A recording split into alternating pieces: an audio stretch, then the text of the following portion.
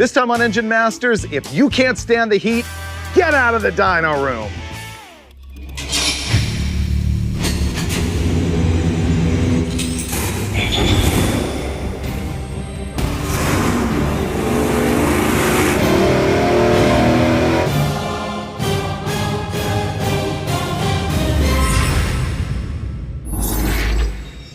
This time on Engine Masters, presented by AMSOIL, we are going full Bill Nye Science Guy.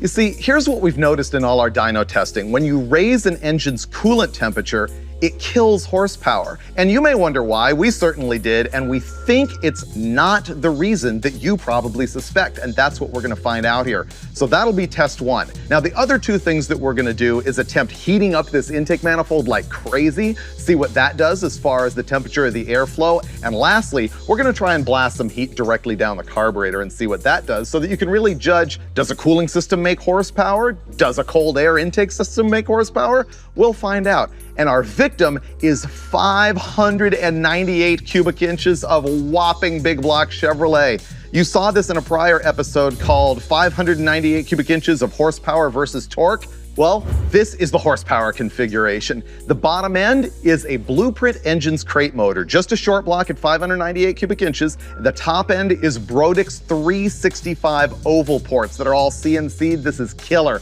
It's got a big Hankin port-matched Brodix intake manifold and 1250 CFM of Holley Dominator. It's also got a pretty big solid roller camshaft. This thing is stout. The reason we chose such a big engine is that we think we're gonna see some really big changes because of the combustion chamber volume. But you never know until you find out, and the way we find out is by rolling this thing on the dyno. We're gonna fire it up and start making power before we start killing power.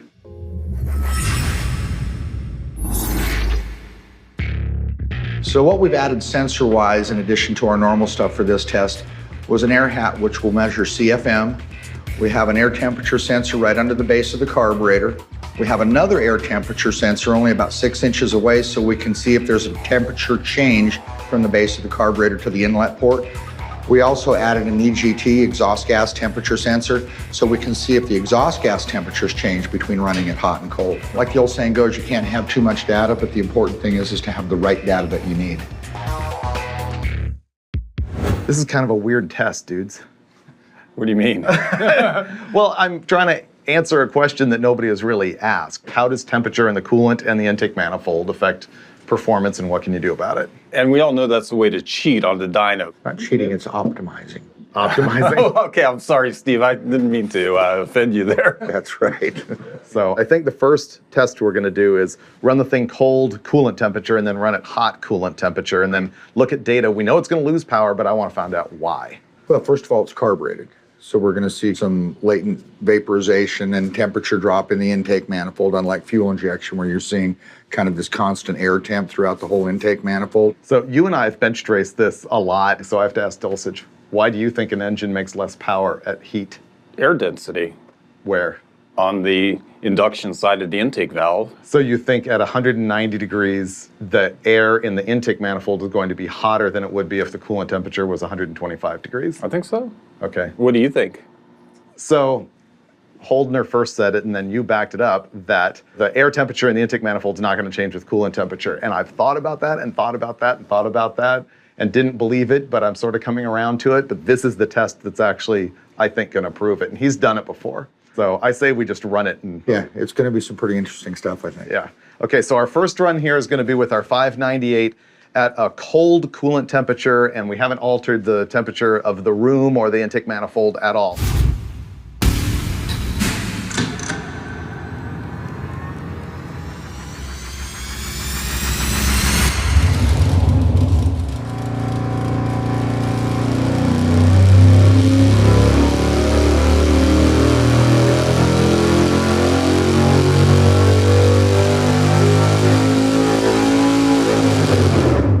Okay, let's have a look at our power peaks and then dive into some of the temperature numbers. Wow, we just made 790 pound-feet of torque, and it made 854.8 horsepower. And look at this thing, it's 700 pound-feet from the hit.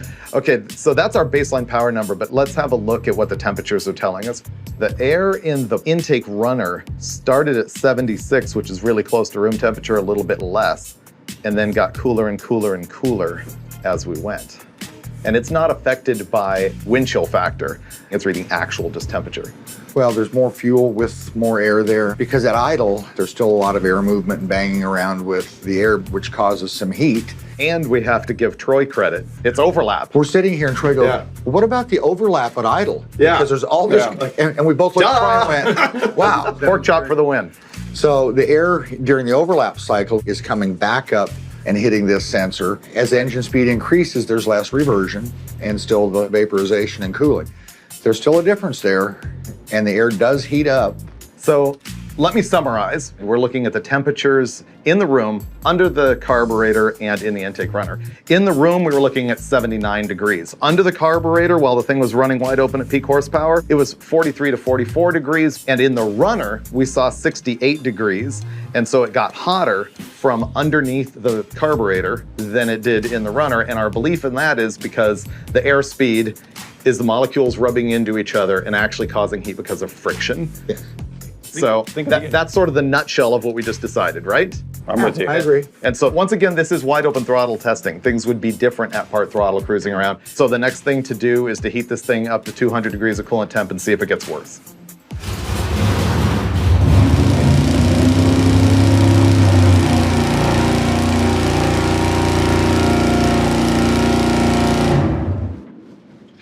Okay, we just spent a bunch of time heating this thing up. We've got it at 207 degrees right now. When we fire it, it'll probably go to 200. Let's see what happens. Moving fast before it cools off.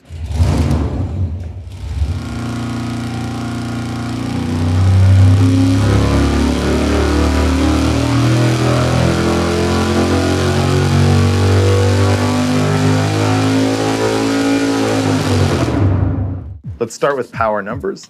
Or lack of. Or lack of. Wow. Wow, so it dropped significant power. It went from 790 pound-feet to 774, and we went from 854 horsepower to 836. So let's see what happened with the temperatures though, because now our job is to find out why it loses power. 78 room temperature, the plenum, 42, so that didn't change. And the runner, 71, so that's up 3 degrees for a 70-degree swing. So I think we can now conclusively say, on an intake manifold like this with no heat crossover, etc., the temperature of the air in the intake manifold really didn't change with the coolant temperature. Vapor lock doesn't happen at wide open throttle. Right. So the next question is, why does it lose 15 plus? When the combustion chamber temperature goes up, it becomes a higher pressure area. So it can't let as much air in.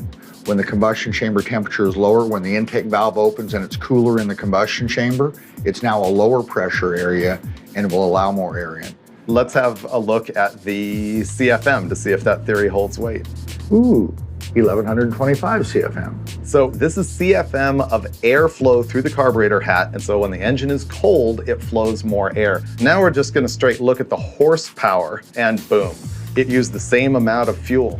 Right. Even though it used more air, Well, right? Again, this kind of mimics the airflow. Yeah, so in a nutshell, the higher engine coolant temperature indirectly kind of impedes airflow because it raises combustion chamber temperature and static pressure in the chamber, which is going to form a restriction to the airflow. That is our belief at this point with this test. Yeah. What I'm absolutely sure of is I want hot oil and cold water. Absolutely. Yeah. Run a cold coolant temperature, hot oil temperature, and now let's move on to some stuff that probably applies to your life a whole lot more. I want to go heat up the intake manifold with some heat guns and find out what happens when you I'm do gonna that. take one home to my wife for a hairdryer. She will have no hair left. She will look like you. Oh, that's frightening.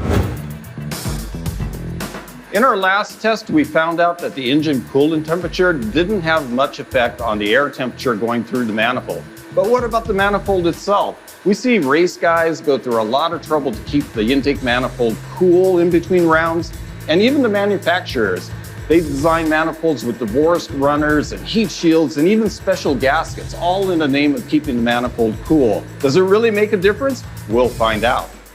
These are our temperature sensors. So this is just reading air in the manifold right now. 136 in plenum, 179 in the runner. But let's go look at surface temperatures on that intake. Out here on these surfaces, it's only at about 136.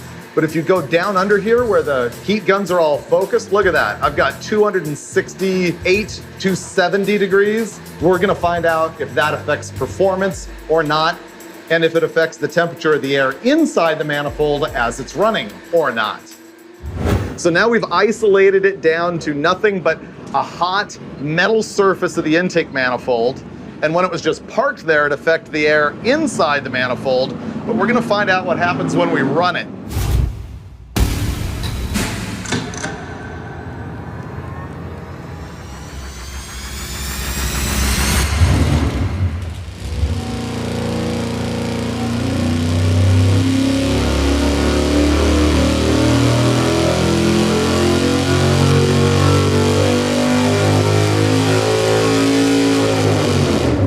Doesn't care, not even a little bit. We got spots on that intake manifold that I measured at 260 degrees plus. Measure it now real quick. Yeah, let me go out there and measure it again and see what we got.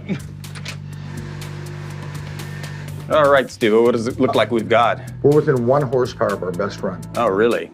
That is incredible. I don't think you'd see that on the drag strip, would you? No. Okay, I went and measured right after the pull. The part of the valley pan that was 260 plus is now 224. Okay. And the part of the runner that was at 230 plus is now 204. So still huge temperature in the metal itself, but it didn't translate into the air at all. You saw the air temperature was just consistently plummeting as we were running the thing, because pretty much as soon as you started the thing rolling, it evacuated the hot air that had heat soaked in there, and it was pulling in the ambient, cooling it through the carburetor, and making just as much power as it did before. And the air is moving too fast to absorb heat from the hot manifold. Because Right. the manifold remain hot, but the air is more a function of what your ambient is, because it goes zooming through that manifold so fast. Yep. You know what we have to do next? Go upset every super stock and stock eliminator racer in the nation. Pretty Chill much it. every bracket racer everywhere. Yes. We're gonna go throw ice on it now and see if that even matters. Next, we just tried heating up the manifold, and now we're gonna do the thing that so many drag racers do between rounds, ice the intake manifold. Can I just ramrod ice cubes right into there? Don't be mad at you getting water all over the floor. You think I could just ramrod ice cubes right into the valley pan? You can pour a few, but it's gonna leave water everywhere. See? It'll just look cooler, and it'll cool better. They don't let you do that drag racing. What? That. They don't do this, but I still want to get the manifold as cold as we can. You're already pouring water all over the ground. Are we? Yes. No way. Yes. That's impossible. Yeah, you're right. That was a bad idea. It seems to me as though the ice melted really quickly. I really wanted to stick ice cubes right inside the manifold, but it's making a mess of the dyno floor. So we're going to abandon that approach and stick with the plastic bags. Hopefully, Relay doesn't kick me out. Okay, so we'll be packing this thing with ice, letting it sit, get it as cold as we possibly can, measure it, and fire it up again, find out if it makes a difference. It doesn't make a difference. I've kind of created a little bit of a lake in there with my uncontrolled ice. We've had this intake packed in ice for about 45 minutes. That's as cold as it is gonna get. Over here we got 34 degrees. That's cold. Let's go find out if it makes any difference at all. Okay, this is gonna be good. There's nobody at any drag strip anywhere who's gonna get a manifold any colder than that unless it's the dead of winter in New York. Exactly. Yeah. We Or got it maybe a cold. nitrous bottle. Nitrous bottle right up against it might do it. Ice, ice, baby!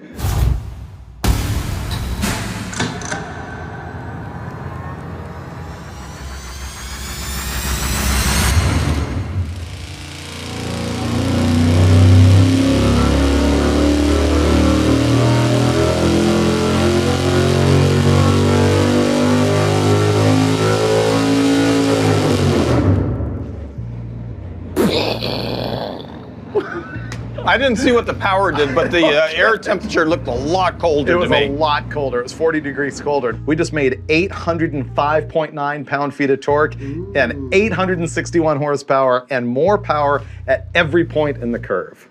That's crazy. I apologize to all the stock and super stock racers I've offended. Right. That is absolutely the correct thing to do. That's amazing. Once again, look how the gap narrows as it gets up here. How is it that the manifold imparts cooling to the air in the manifold, but not heat to the air in the manifold? You know what? Move more CFM too. Let's look at the air temp. Before we were looking at 78 or 88 degrees in the intake manifold. And here we're looking at 44 degrees right under the carburetor and 44 in the runner. It killed 40 degrees out of the manifold air temperature in the runner. I have no idea. It made more power. It made more power. How do you explain that when the cold manifold works but the hot manifold doesn't? It's perplexing. Is it because the gasoline's colder? Well, the air temperature in the plenum was 40 degrees colder. Not in the plenum, in the runner. The runner was colder and the plenum was colder too. We'll have to look at these temperatures. We have to do some number crunching here. Yeah.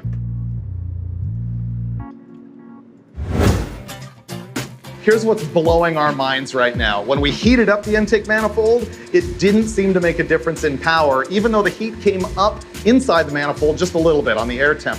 When we chilled the manifold, it made tons of power, and it did chill the air inside the manifold. So we couldn't get our minds around why the air was not sucking heat out of the manifold, but the manifold was sucking heat out of the air when it was cold. It just doesn't make sense. So we called our physicist buddy, Billy Godbold at Comp Cams, and I'm actually kind of proud that I think I kind of stumbled into it. I just pat myself on the back there. It happens to be because of the temperature of the fuel, or at least that's our working theory right now. When the manifold was hot, the fuel was hot. When the manifold was cold, the fuel was cold, and a colder droplet takes longer to vaporize, and so it'll pull more heat out of the air because it has more time to do so. And so our next step is a chilled manifold and hot fuel to find out what that does. And once we run that, we're probably gonna be completely confused all over again. That'd be my guess. Ready?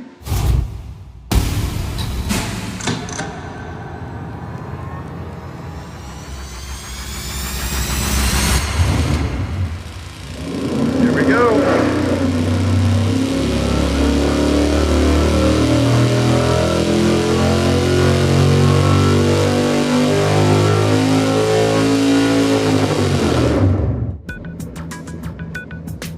Way to think it through, Freiberger. Genius. Not me. The test is like just the greatest. Wow. So it is not the air that matters, it's the fuel. Well, the transfer is not from the manifold wall to the airstream. Right. The difference in temperature is because of the starting point of fuel temperature. Which we now know is a result of manifold temperature as it moves its way up into the carburetor. We've made that manifold scorching hot.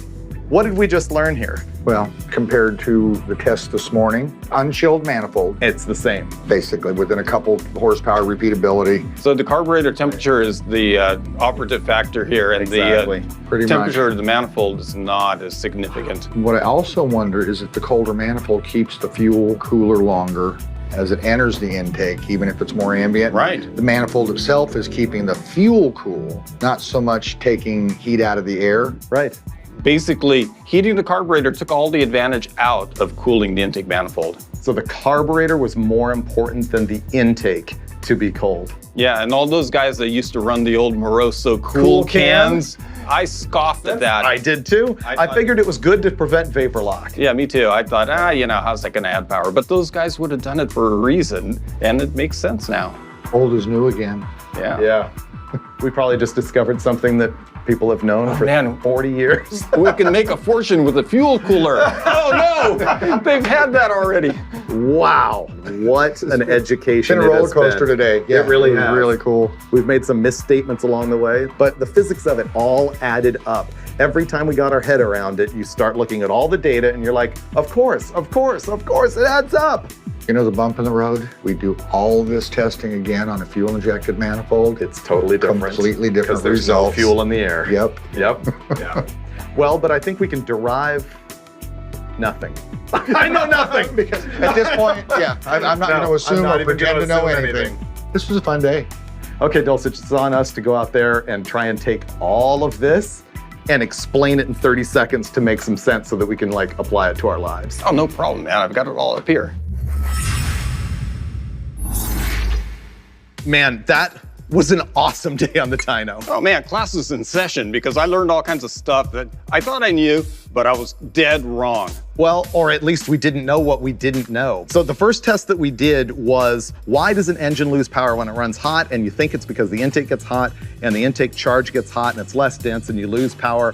But I think what we proved is that was not it. No, because we measured the air temperature and it hardly changed at all. So here's our theory about why a hot engine doesn't make as much power. We believe that power is reduced through a hot engine because the hot combustion chamber is a higher pressure area that does not allow airflow to go through the engine as expediently as it does with a colder chamber. We're in agreement on that, right? I'll buy it. Okay. Yeah. Then the other one was all about expansion ratio, which is when you have compression and then the combustion process, you get more power out of a greater expansion ratio, which is a difference between the beginning temperature and the end temperature. Not only that, but the beginning parts where you have the most cylinder pressure buildup, Right. the greater change in volume because the piston's way up top. Right. Towards the end. And so when you start with a hotter beginning temperature, there is not as big a delta across your expansion ratio, and so basically it's not making enough power. So those are the two reasons I think that we learned why a hot engine makes less power. But that moves on to the next tests that we did. And we couldn't understand how it was that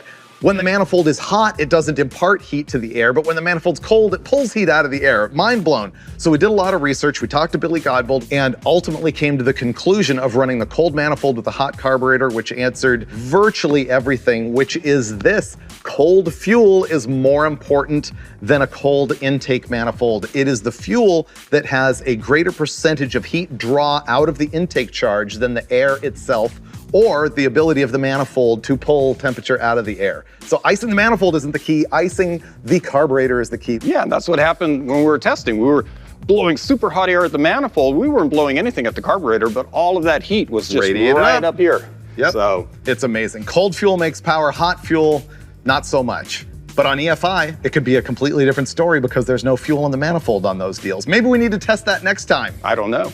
Where? Right here on a future episode of Engine Masters. Neighborhood of 850. It's based on a blueprint. This is the horsepower, ending hotter. So you're